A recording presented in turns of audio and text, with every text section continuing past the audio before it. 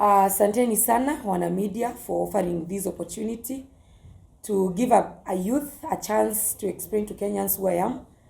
So many people always ask on the internet, who is Brenda Kangai? By the way, I'm the real Brenda Kangai, and karibuni sana kwangu. At least tumekuja meona mali naishi, and that is good. So those people who are asking, who is Brenda Kangai? Brenda Kangai is a young female politician. She comes from Mount Kenya region. I always call myself mtoto wa Mlima Kenya, ama msichana wa Mlima Kenya, or even those who would want to say the daughter of the mountain. That is good for you. I'm a business woman. I'm a young mother. I believe in rule of law. I believe in democracy. I believe in human rights. Brenda Kangai is the person who speaks whenever there is something that a voice needs to be raised so that it can be rectified. And that's why I always stand whenever Kenyans needs me, especially this time when the high cost of living is pinching each and every Kenyan. I feel that Brenda Kangai amekuwa kwa hiyo front line. So with the description of who I am, I think Kenyans now know who is Brenda Kangai. And in fact, those people are asking for Brenda Kangai. Previously, I was not an internet girl. I didn't love social media. But due to public demand, I opened all social media accounts. So in case you want to know more about me, you can go on my Facebook, on my Twitter, on my YouTube, and in TikTok, and search who is Brenda Kangai. At least once a week, you'll be getting one of my episodes. That is Brenda Kangai. Okay, Brenda, ni labda ulijiunga na siasa mwaka gani na labda ni kitu gani kilikupa motisha kujiunga na siasa? I did my KCSE in 2014, and I joined the Kenya School of Law to do a diploma in law in that year. So kwa hiyo pilka nikiwa KSL, I used to move around town. Nikapatana na bunge ya Mzalendo. And I joined, I was so concerned about how watu wanaongeanga siasa, wanaongeanga nini, because kutoka utoto wangu, I've always loved politics. So nilianza kujiunga nao. That time it was bunge la Uzalendo. I learned a lot. Actually, I was shy. I wouldn't even speak. But with time, I started. Whenever there is a motion, nilikuwa nainua mkono, najibu maswali. So hivyo kidogo nikajipata nimekuwa perfect. Na mimi mwenyewe naweza leta motion, na naweza fanya watu wachangie kulingana na motion fulani. So that was in 2016. And then in 2016, I felt that I needed to join a political party, and I joined ODM, and I became a life member till today. In 2017, I vied for an MCA seat. I won't say where, but I didn't do well because I was young. I was just, I think, 19, 20. I didn't know a lot about materials, about mobilizing. So I didn't do a lot. I was just a young girl who was trying her luck in politics. So sikufanya vitu mingi. Nilienda tu kwa ballot. And in 2022, I tried to vie for the women rep of Nairobi County. I went through the ODM nomination process, but unfortunately, somebody was given a direct ticket. So personally, I had told myself I wanted to know how many votes would I get as Brenda in Nairobi. So mimi nilijipeleka kwa ballot. I went there as Brenda Kangai.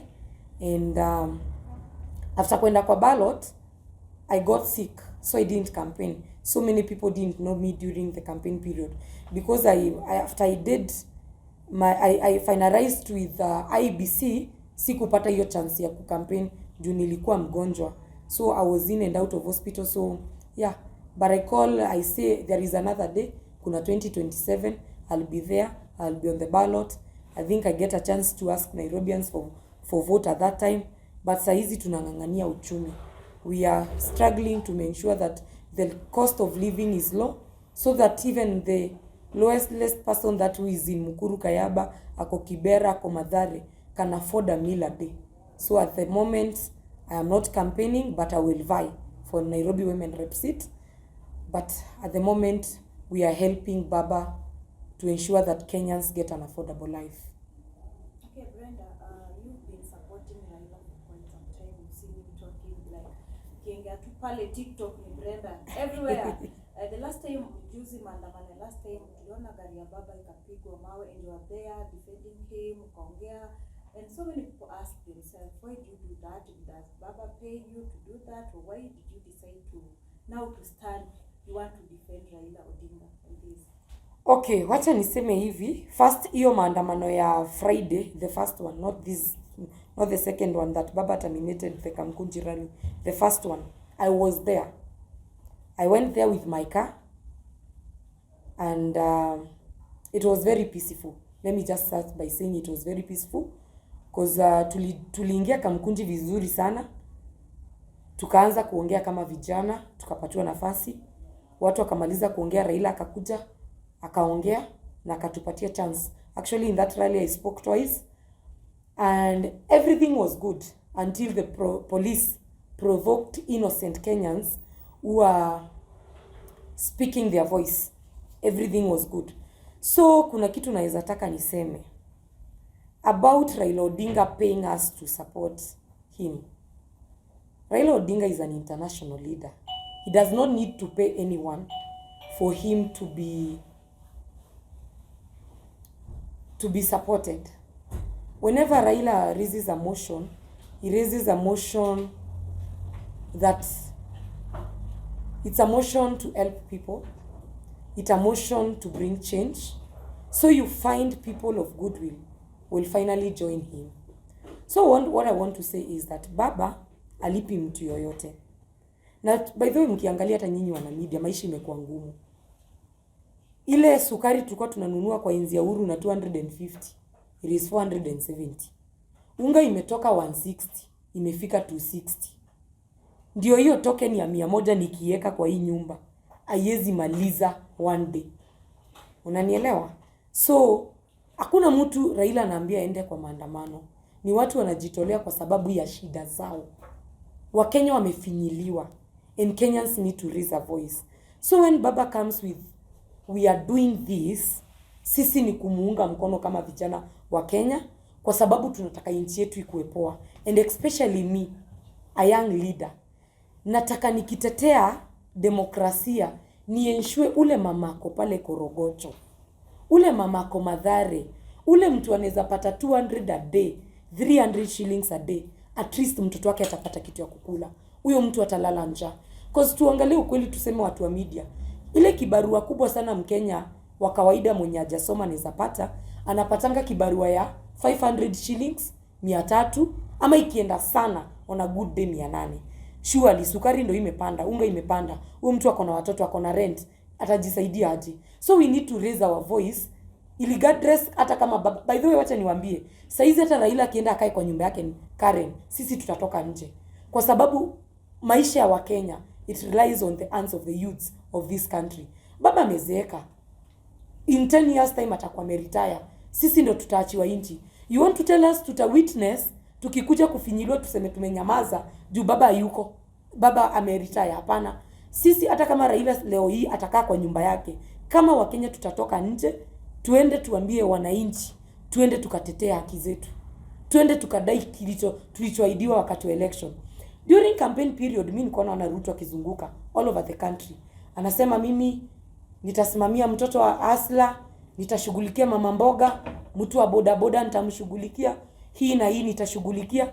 But at the end of the day, huyo mtu wa boda boda ndio ana chakula, huyo mama mboga ndio ana chakula. So hatuwezi nyamaza, and as a young leader I have to get out. And in fact next week, si maandamano ni Wednesday, Thursday na Friday, mimi nitakuwa mstari wa mbele. I will be there and I'm urging all the youth of this country, get out in large numbers, because if we won't stand out, we won't stand with our country, my friend, things are going to be worse. And the moment you realize somebody is a dictator, you don't baffle a big dictator with intelligence, you baffle him with bullshit. Okay, that's what you do. To add on that, you being umekuwa mstari wa mbele sana to support Raila, and this thing has been happening. Kuandamana ijaanza sahi. You guys have been doing that, and tujaona change. So maybe ni message gani uko nayo kwa Ruto now that bado next week maandamano iko na ni 3 days? Wacha niseme hivi, msiseme maandamano ina change. Maandamano iko na change kubwa sana. And in fact this country, it's where it is because of demonstration. Let me take you back to history. When we were fighting for the multi-party democracy, some of us we are not born, like me. But I am here. I read the history books. If watu hawakutoka nje wakapigana na huyo katiri alikuwa anaitwa Moi, wakapigania demokrasia, kungekuwa na chama moja saizi inaitwa KANU. So kuna watu ambao walijitolea, wakatoka nje, wakasema enough is enough. Kenya need 3, 4 or even 20 parties so that it can make bold decisions. And Moi was against that. Au watu wakapigana, Moi akakataa, wakaenda kwa maandamano. Ndio hiyo time walikuwa wanafanya sabasaba and what nini hizo vitu zilifanyika back in 1991, 92, 93 and finally multi-party ilizaliwa. So mwezi niambia maandamano ina fruit, maandamano iko na fruit. And in fact I'm telling you baba, maandamano ya siku 3 itakuwa next week. Next week but one demonstration will be Monday, Tuesday, Wednesday, Thursday, Friday, Saturday, and even Sunday we will not go in church. We will go to demonstrate until change is seen in this country, because all we want is change. Mimi by the way niwaambie leo hii Ruto akitusomea kuna unga 2 kgs. Unajua kuna watu wanataka unga ya 150. Mimi nataka unga ya 52 bob Ruto. Kama ukutaipata hiyo ndio nataka. 2 kgs at 252 at 52 bob. Mimi nataka sukari ya 160 bob. 1 kg at 80 bob. So I think mimi personally kama Brenda, I want that woman I represent. Huyo mama ako chini, akitoka kibarua, akitoka kufua nguo, mtoto wake anapata kitu ya kukula, mtoto wake anapata school fees. That is what I want. Na tutaambiwa hakuna pesa when money is being rooted day and night. Hatuwezi ambiwa nchi ina pesa. Kwani taxes na collectiwa zipelekwe wapi? And another thing, William Samoei Ruto, you lied to people, you are an hustler. Honestly. Sikuwe mzuri. Acha kudanganya na jina ya Mungu bwana. Unajua hata kama tutakupanish, Mungu siku moja anaweza kufanyia miujiza. Upate unadanganyana mdomo iende kombo. Okay, so Brenda, umesema unahitaji unga ya 52, sio? Lakini rais alipoingia katika utawala alisema kwamba serikali ya handshake leta hao madhara yote. Kwa hiyo akasema wapewe nafasi na Wakenya wakuwe na subira kwamba atarekebisha kila kitu na unga itashuka chini. There is something I laugh about when I hear people speaking about handshake. Handshake government between Uhuru and Raila, it has brought a lot of impact economically to this country. Only a fool cannot see. And in fact, I want to tell you the mess that was seen in Uhuru's government. And I want to say this. Iyo mess haikuwa ya Uhuru. The mess was for Ruto. Ruto is the person who lied to youths. In 6 months time, I'll build a stadium in Wote. I'll build a stadium in Chuka. In 6 months time, every child in this country will get a laptop. I didn't see Uhuru here saying like that. So, hata tukiendelea sana, William Samoei Ruto ni sawa unaraumu that Uhuru Muigai Kenyatta serikali yake na handshake ilifanya kitu mbaya. Let me ask you one question. If I'm not wrong, Mr. William Ruto, who was you in that government? Was you not the second in command? When all these wrong things were happening, did you raise a voice? Did you tell Kenyans that we are going wrong? You know, you can't tell me ati vitu zinaenda vibaya na wewe mwenyewe umekuwa kwa hiyo serikali, umekuwa deputy president, umekuwa ukienjoy rights za wa Kenya using their tax, and then all of a sudden unakuja unatuambia hapa mimi nilikuwa deputy president ati kumeharibika na mimi sikuwa aje. Ruto, stop lying us. Unless you lie my mother who is back in Kiambu uko ndani, but you cannot lie me. And in fact I want to tell Kenyans, mimi najua si shida yao. Unajua hata hii Wakenya kutoelewa maandamano ni nini, si kupenda kwao. Let's be honest. The most enlightened Kenyans, they are those who are born from 1985 kuenda juu at least hapo kumekuwa na education. Most people in this Kenya are illiterate. That why wanasikia maandamano wanaona ni kitu mbaya juu ndivyo waliambiwa. But in real sense maandamano ndio inafaitia democracy na ndio ina shape the country. And the only way and the only language William Ruto can understand, it is maandamano. William Ruto si mtu wa kukalisha kwa hii kiti chini mjadiliane, umwambie fanye hivi na hivi. Ataona unaota. Yeye atakuja kukuambia hapo sijui upige biashara za mayai na kuku zenye ujui zitazaa lini, zenye ujui zitaleta faida lini. So what I want to tell Kenyans, maandamano is good. It is good. And Uhuru Muigai Kenyatta hakuna kitu mbaya alifanya.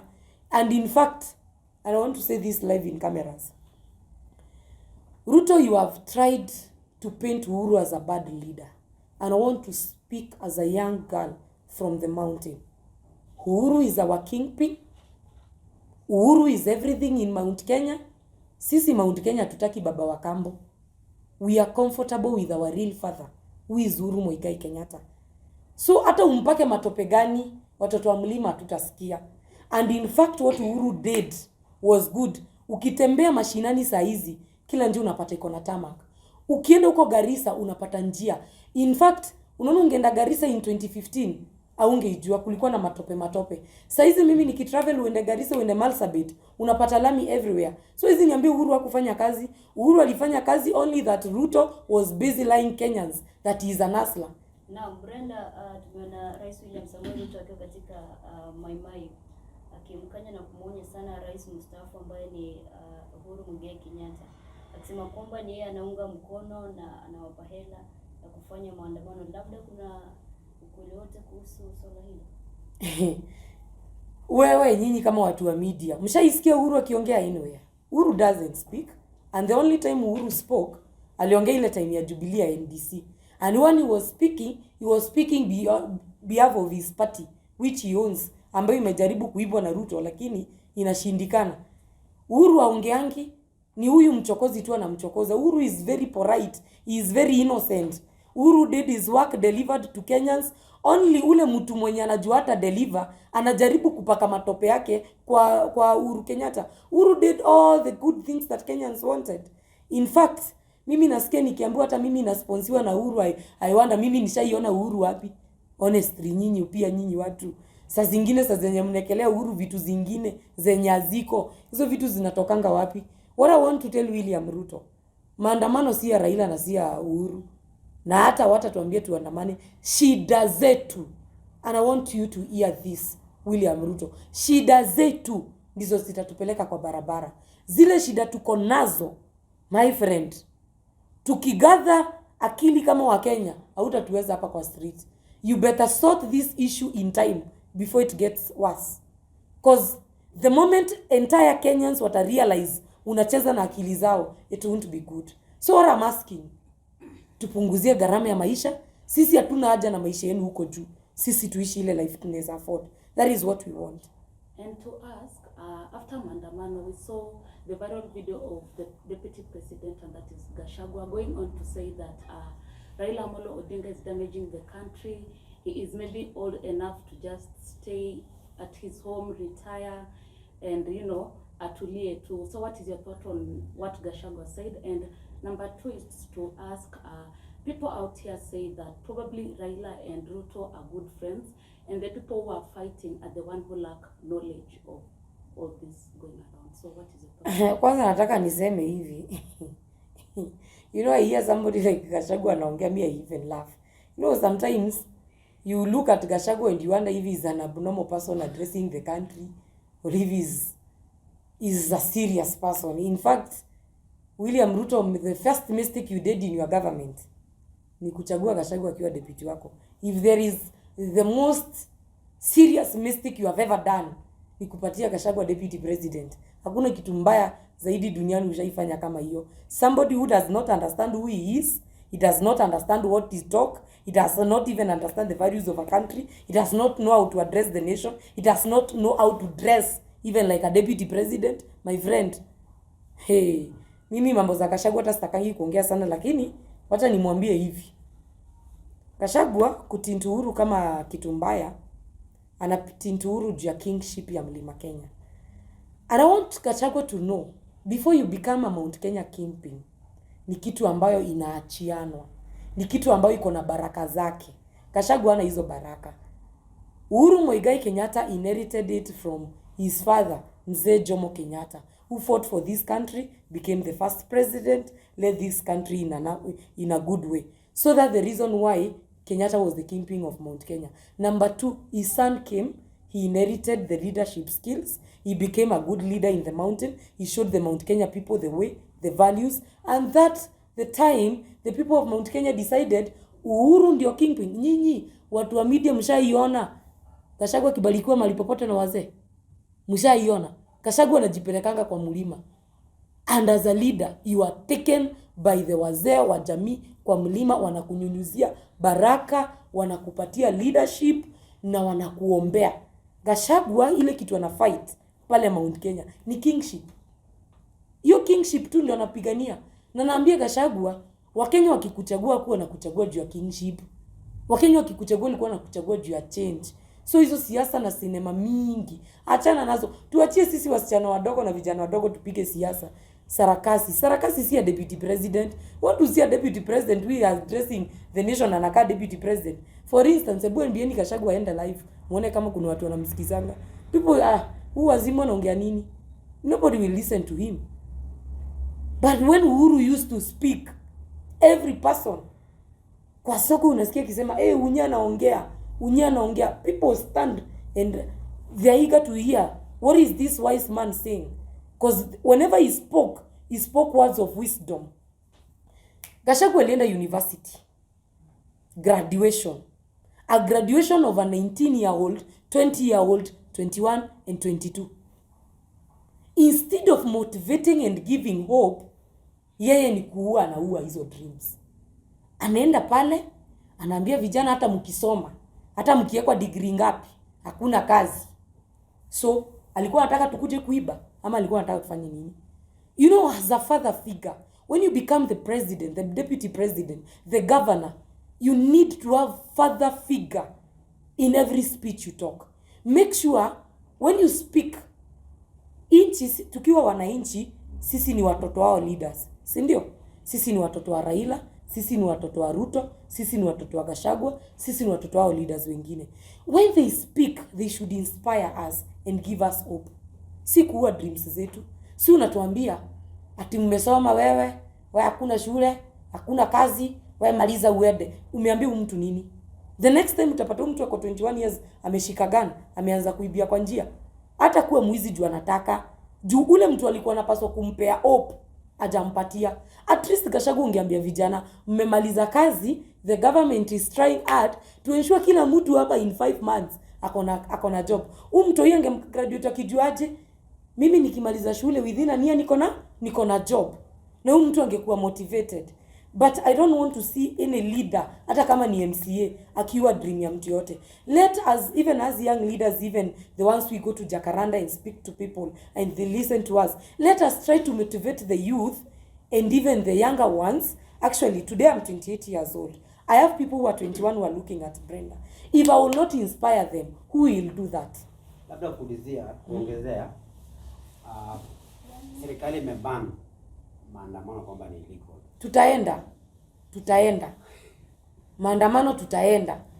Article 37 of the Constitution is very clear that Kenyans has right to picket and to demonstrate. We don't follow Ruto. We don't follow Gachagua. We follow the Constitution. It was fought for. It was voted for in 2010. Wakenya walipigania. We wasted billions when people wali line wakienda kupitisha hiyo katiba. And in fact, Ruto was against that constitution.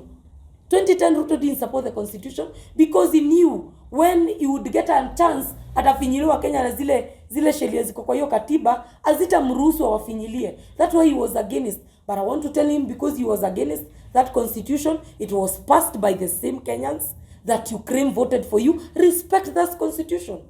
And I want to tell Ruto live in cameras, if you want Kenyans to start respecting you, respect the constitution.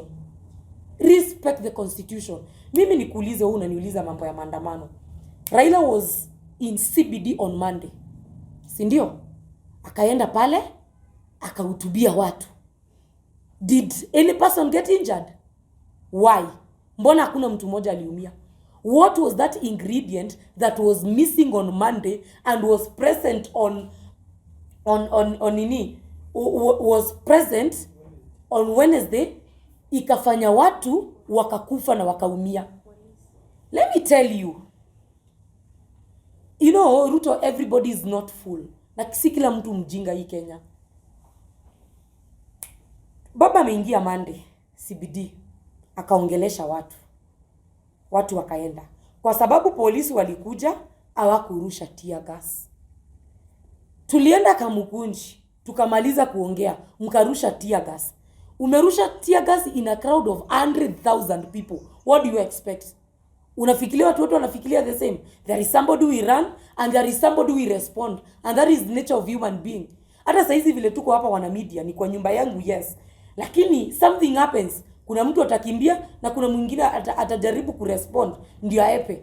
So when you see people responding to police ndio wamewavuruga. If today the police, the interiors, yes, cooperate and allow people to demonstrate in peace, nothing will happen. Watu wataenda wapicket waonge, lakini Ruto anajua ni aibu. Watu watatokea, all streets of Nairobi will be full. Hiyo ndio kitu anajaribu kuzuia by killing and shooting innocent people. And in fact, I want to condole with all the families of the affected families. Chukweni pole zangu. It is so painful a youth kukufa kitetea haki yake. Very painful. Huyo polisi ambaye anapaswa kumlinda, ambaye analipwa na ushuru yetu kama mwananchi, anapiga bunduki huyo nini. And in fact, hebu niulize, mmeanika youth walipiga polisi na mawe. I don't know if it was real, because personally I went to maandamano, hivyo ni trouser tu nilikuwa nimevaa na t-shirt. Mimi nilienda kwa maandamano sikuwa na mawe yoyote. Let me ask, niliona video ikisacurate polisi wakichukua gas. Mbona wajaleta kwa news?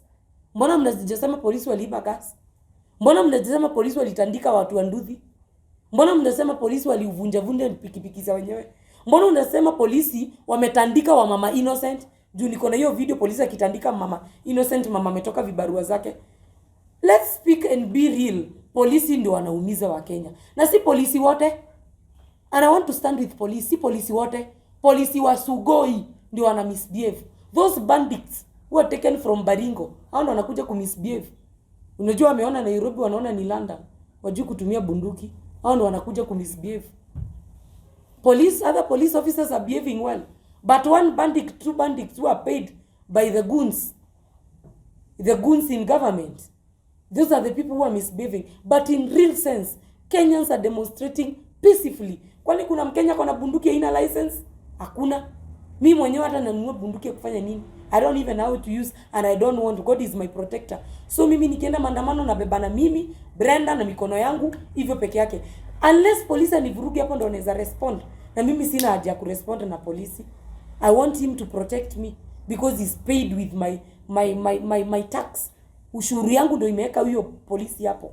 Na Brenda, tumeona kwamba Ijumaa rais akiwa katika mtaa wa Nakuru alisema kwamba yeye aungi mkono maandamano yoyote, ingawaje kinara wa ODM Raila Amolo Odinga ametangaza maandamano kwa siku 3 sasa.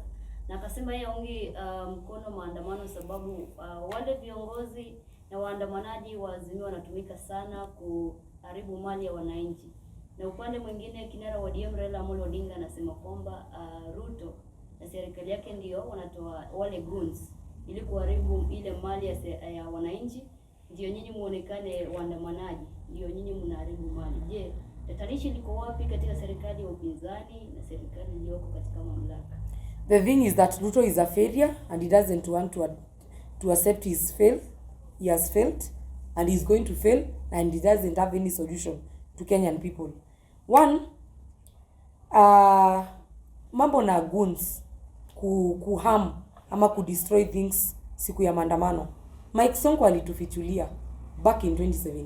Akasema serikali wao ndio wanatafutanga vijana, wanawalipa, wanachoma matatu, na wakichoma matatu wanasema ni opposition. Mike Sonko alituambia, so you don't even need to ask.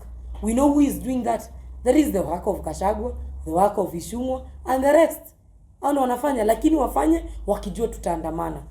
On the second thing yenye umeuliza niseme hivi. William Samoei Ruto apende ama asipende maandamano, wananchi kama wanapenda, hana kitu yote ya kuzuia. I have told you, nobody in this country is above the constitution. Umenielewa? Article 37 of the Constitution, it is very clear. Article 1, it talks about we the people, not we Ruto or we the people of Ruto. We the people of this country, we the people, we the citizen of Kenya. That is what it's talking. It doesn't talk about Ruto or Gachagua or whoever. It is speak about we the people of Kenya. And when we go with the we the people to Article 37, it gives the right to those people to demonstrate. So Ruto, wewe upende ama usipende haituhusu. And in fact Ruto hata sijui maandamano inamsumbulia nini. Cause any day of maandamano akuangi inchi anakuanga ametoroka. Ni muoga. Ruto akuangi inchi. The moment amesikia kuna maandamano anaishia. Mimi labda ningeuliza viongozi wa kanisa wamesema jana kwamba those are cartels. We don't want to hear anything about. We don't want to hear anything about where were they when election were being stolen. Wamesema kwamba hatutaki kusikia anything about them. 15 million signatures. Maana itafanya serikali ififie. Nimekwambia na nitasema hivi sana na wame media na mnisamee kama nitasema vibaya. Religious people are cartel. They are cartel to bad governance. Hao ndio wameka inchi kwa shida. Same Ruto used the same church to bribe Kenyans in the name of sadaka. Alikuwa anaenda every church anapatiana pale sadaka ndio aonekane yeye ni Mkristo. The same church ndio ilitumika ku make sure huyo mtu ameingia na ameumiza wa Kenya. So you can't tell me anything about ati church. My friend, kanisa kama hamkusimama na sisi wakati wenye election yetu ilikuwa inaibiwa, wakati wenye ushindi wa Kenya ilibiwa, keep quiet. Let Kenyans do their work. Let them fight for their rights. Because we expect the church is the house of God, where there is order, where there is decorum. But you understand it is cartel, ni ukora tupu. Hakuna ukweli inaongewa hapo. And I want to tell you by the only truth inaongewa ya siasa iko Jakaranda. Sisi ndio tunaongeanga ukweli peke yake. We are the only real people in this country who speak truly without fear. Kanisa ni cartel. Kanisa wanaongewa itwe State House wapatiwe 1,300 kila mtu. Usikiwa akisiambia Raila wewe tulia. You know, mimi I don't believe in them because if I believe in church, I believe in those pastors who are there before. Akina the late Reverend Timothy Njoya. Those people who stood with democracy. Saizi kuna pastor hata mmoja umeona akisimama akasema mimi kama pastor nimesema William Ruto asiingie kwa kanisa yangu. Mimi ule pastor nitaamini anatetea wa Kenya. Ni ule pastor ataenda live on camera ambie Ruto kwa sababu we ni muovu. Umetesa wa Kenya na nyumba ya Mungu inataka watu wasafi, usiingie kwa kanisa yangu. Huyo ndio pastor nitaamini ni pastor. Na huyo ndio nitaenda kanisa yake.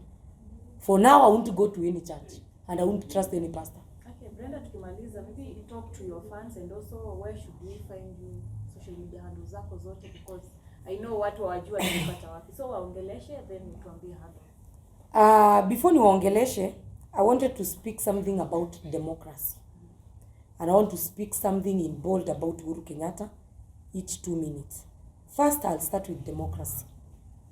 Democracy of a country, it gives citizens the right to enjoy the constitution rights.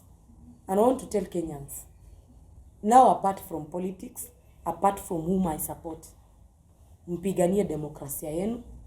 Don't want anybody ajaribu kucheza na kipenge chochote cha katiba. Don't allow anyone, even your own father, acheze na katiba. The moment one right of a constitution is violated, Kenyans, you will suffer.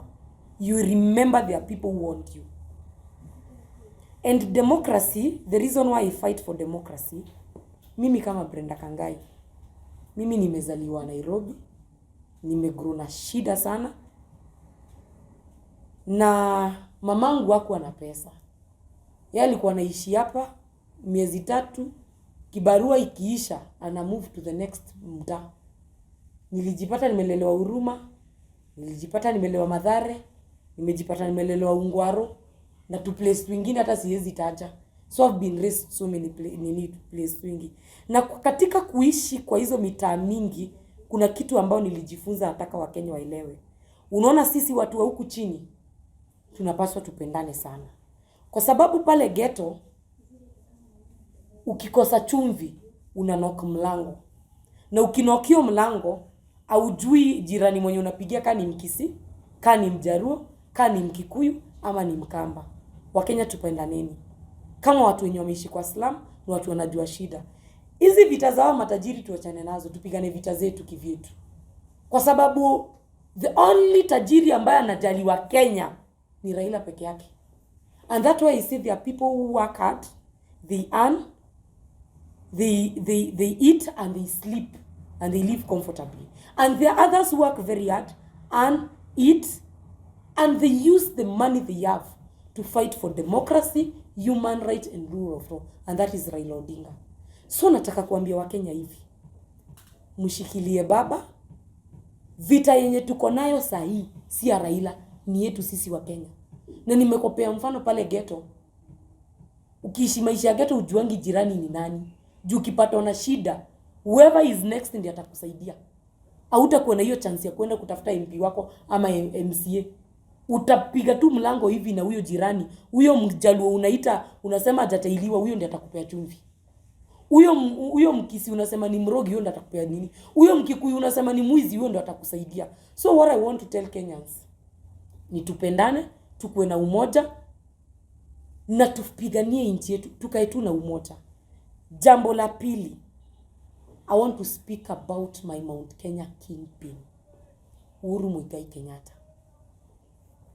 Mimi nimesikia complaints ati Uhuru ndiye ananisponsor. I want to tell you I've never met Uhuru. I've never seen Uhuru. The only place I see Uhuru ni akiwa kwa rallies. I've never even shaken hand with Uhuru. And it doesn't mean because I speak as the daughter of the mountain, lazima nikuwa aligned na Uhuru. I speak because I find reasons why I should speak. That is reason number 1.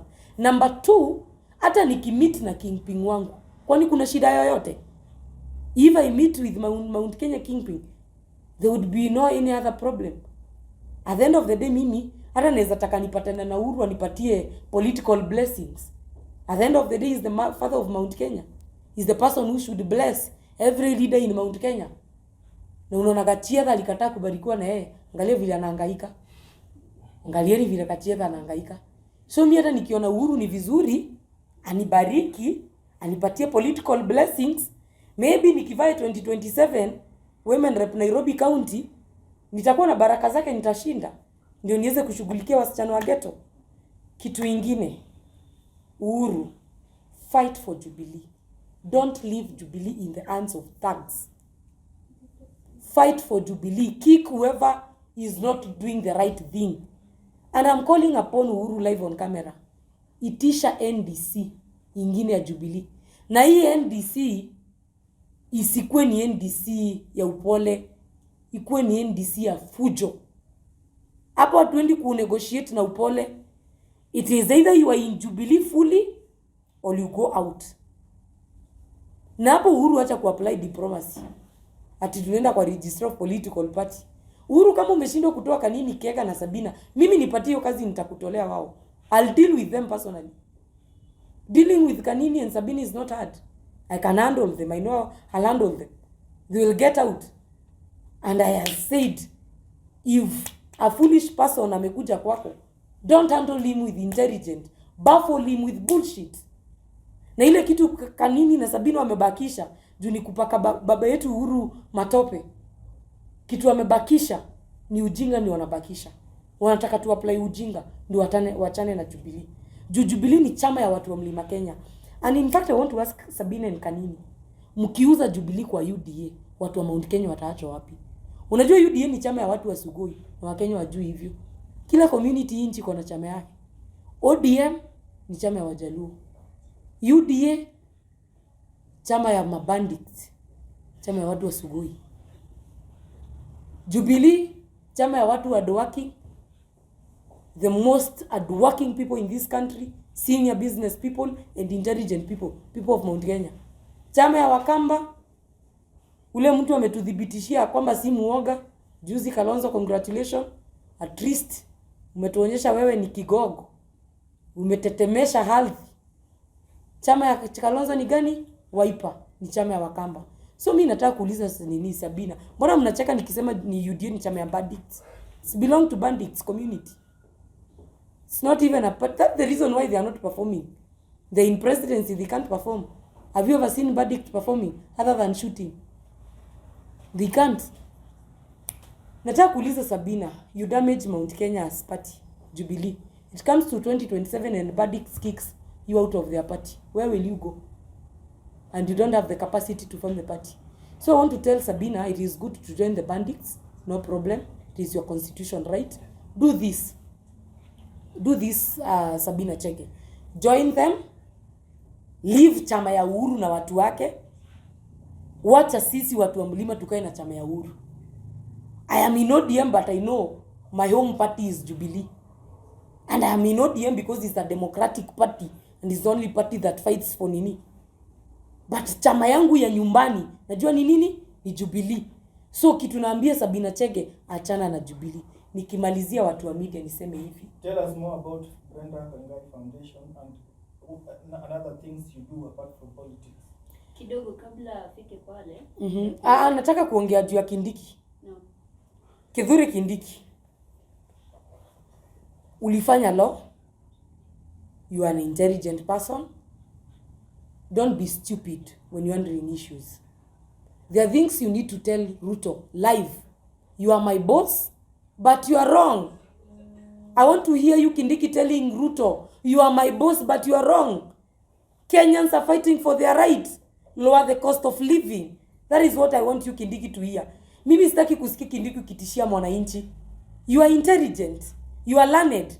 And actually Kindiki is only learned CS wa Ruto. Hao wengine wote ni wajinga. The only learned person. The only person who can tell Ruto reality.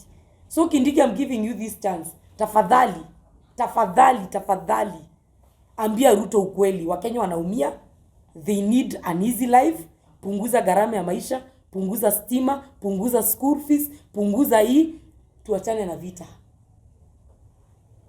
Kindiki, be real. Tell Ruto the reality. Jua wengine akina Sabina Joy na kina Aisha Juma hata mwambie ukweli. Watamdanganya State House ndio wapewe handout. Wewe mwambie, I trust you are the man of the mountain. Mwambie ukweli. Naambia Gachagua akiongea naongea na motivation speech. And my message to Raila Amolo Odinga. Lastly, Baba, Jacom, Tinga. Baba, usikufe moyo. Baba, I believe you have a chance of becoming a president of this country. I believe Raila, you will be the president. My prayers have never lied me. By the way, mimi nimekuwa nikiomba na nikifast. And God has given me an answer. I have seen Raila in State House, but I don't know when. Let me tell you reality.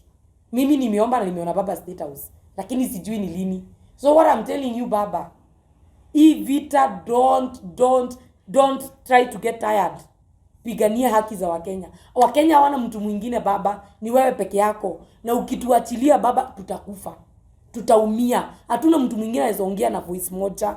Baba, we only have you. And I'm speaking you to you, Raila Odinga. Saa hii ni kupigania demokrasia ya Kenya. Saa hii Baba ni kuforce servers zifunguliwe. Wakenya wajue kweli ni nini litendeka.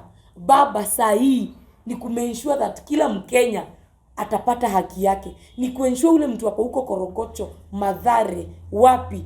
Baba akienda kibarua atekelea chakula chini. And I want to promise you, Baba, as the daughter of the mountain, I'll stand with you. I'll be in your rallies. I'll be in your demonstration. I'll do what you tell me. Mimi Baba tu kiniambia niandamane saa 8 za usiku, I will get out of my house. Mimi Baba nitatoka. Na Baba nimekuomba next week. Ndio tunafanya tu maandamano. Yeah, Wednesday, Thursday na Friday. Hiyo wiki ingine Baba. Na nataka unisikie. Wacha tuende maandamano 24/7. Tuone mbisisi na polisi nani amefanya exercise vizuri. Ni nani muscles zitachoka mapema. Baba, umia want to see maandamano Monday to Sunday. Nataka nione kanisa zote zimefungwa. Tuko kwa street on Sunday. That is what I want to see. I want to see a Sunday demonstration, a Sunday worship in the street. I want to see people kneeling down and cursing Ruto and praying for God to intervene on streets. Baba, I am telling you, we are there as youth of this country and we need change and we need you.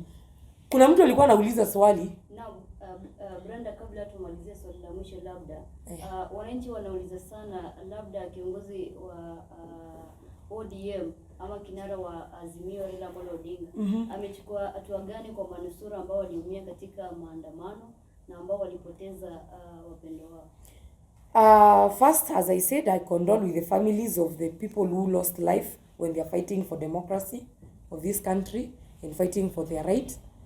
And I want to congratulate Baba Jujana alienda akatembelea familia na watu ambao waliumia.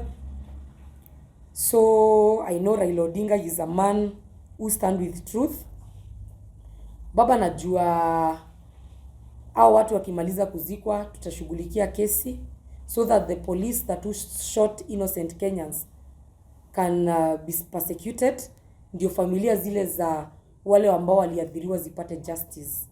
Na ndio maana unasikia nikiambia Kithure Kindiki na Kome, ambieni Ruto kweli, Wakenya wameumia na wamechoka na wewe, wanataka gharama ya maisha ipunguzwe, acha kuwapiga live bullet. Wapunguzie tu gharama ya maisha. Imagine saizi unga ikishuka ifike 100, watu wataenda kwa street. Just imagine it's that simple, na ndio kitu imeshinda Ruto. And I want to repeat, if William Ruto you listen to the voice of Kenyans, why can't you scrap that finance bill 2023? If you really listen to Kenyans, juu wote wa Kenya wote, mimi nilitembea Gikomba na nyinyi wana media, mkasikia maoni wananchi walikuwa wanaikataa. Mbona William Ruto au kuitikia kuscrap hiyo nini, kukataa hiyo bill? It means you are dictator, you don't listen to the people. Wacha nijibu swali ya ule jamaa. Nimwambie hivi. Ulikuwa unauliza aje by the way? Nimesahau. Apart from politics, what else do you do, and tell us more about Brenda Kangai Foundation? Okay, this house, it acts an office. Sometimes it's a storage place where I even store my business equipment. But most of the times, Brenda, she runs a foundation, Brenda Kangai Foundation. Na si lazima nikisaidiana nionyeshane kwa kamera. Mimi si mtu wa sugui. Mimi nikienda kwa slum niki-impact life ya mtu si lazima nionyeshane. So I want to say that I run a foundation where I help girl child, I empower them. Foundation yangu si ya kusaidiana na pesa sana sana. It's for bringing hope to people. That's why unaona tuko na viti mingi. You come here when you are stressed. Some people come here, they tell me, Brenda, nataka kujiua. You make them sit here. You cry together, you listen to them. I don't know how to offer professional counseling. There is a madam who assists me. Juu unajua kuna zile kesi mimi naweza handle na kuna ile kesi iko extreme yenye huwa si handle. Nikiona kesi ni extreme, it needs a professional person. There is a person who offers professional counseling like 6 sessions or 8 sessions. Anakuja anakaa na yeye, anaongea. We try to solve part 1, part 2. More kitu nataka kusema, kusaidia mtu si kumpea pesa. Kusaidia mtu ni kujaribu kuchange your mindset ambayo yako nayo. For instance, the single mothers we have in slums. Mtu amefukuzwa na bwanake, ako na watoto 5, ana mahali pa kuanza life. Kitu ya kwanza, hata ukipea huyu mtu pesa kidogo, hata kuomboa nyumba, juu ako na stress. What I should do as Brenda Kangai ni kushika huyo mtu, ni muongeleshe, kwanza akili zake zirudi into senses. Ndio hata kama kuna mchango kidogo yenye anaweza saidiwa, akiipata kidogo aweze kujipanga nayo. So I want to tell the people, the young leaders, na ndio nasema tuko na kibarua. Whenever you spot a problem, try to sort it, try to solve it. Try to ensure that hii shida yenye imepatikana, mimi naweza ishughulikia by offering counseling and offering help. Usifanye kama vile mwingine, sitaki kuwataja kwa kamera, you pick somebody, you give that person 50,000. Huyo mtu ni kujinyonga, alikuwa anajinyonga. So it means atakula hiyo pesa naenda jinyonge. Kitu ya kwanza ni umcancel, umtoe kwa hiyo mindset, umuonyeshe life is good. Na si lazima uishi hiyo maisha mzuri. By the way, mimi niko na ofisi nyingine iko Huruma, niko na ofisi huko Mkuru Kayaba, na niko na ofisi nyingine iko Utawala. And they are all my offices, and we go there, we behave as normal people. So what I want to say, humanity haina price tag. Humanity is something small you do to impact somebody's life. So I have a Brenda Kangai Foundation, And apart from Brenda Kangai Foundation, unaweza nipata kwa mtandao kama Brenda Kangai on YouTube. By the way, sijui kama mnaweza taka kunisupport, sijui channel zangu as grow. I think I don't post regularly, but I will try due to public demand.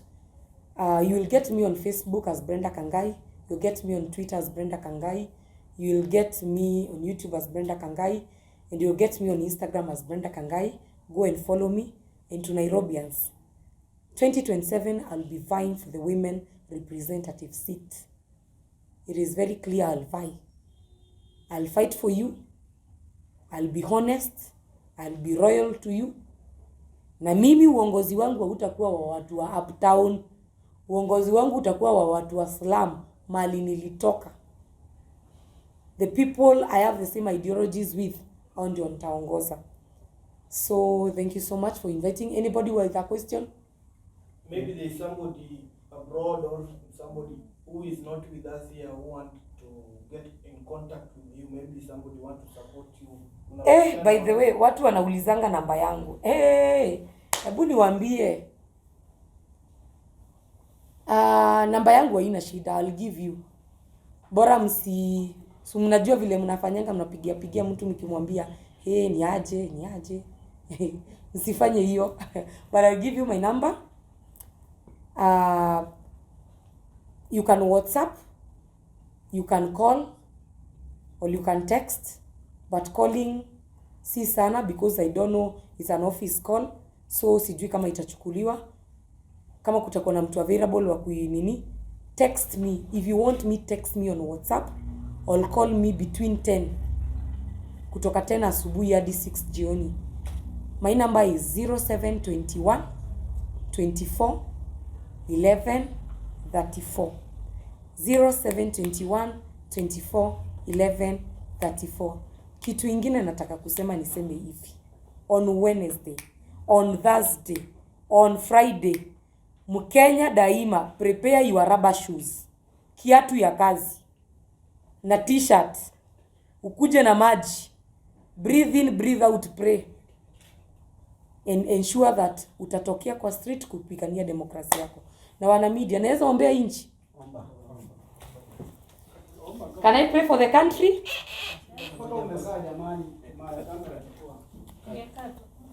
Niombe kama nimekaa?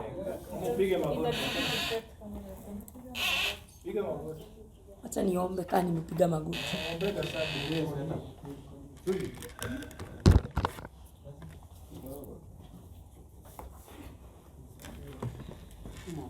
Are you ready? Nataka kuomba maombi 3 ya inchi, ya Gatietha na ya Ruto.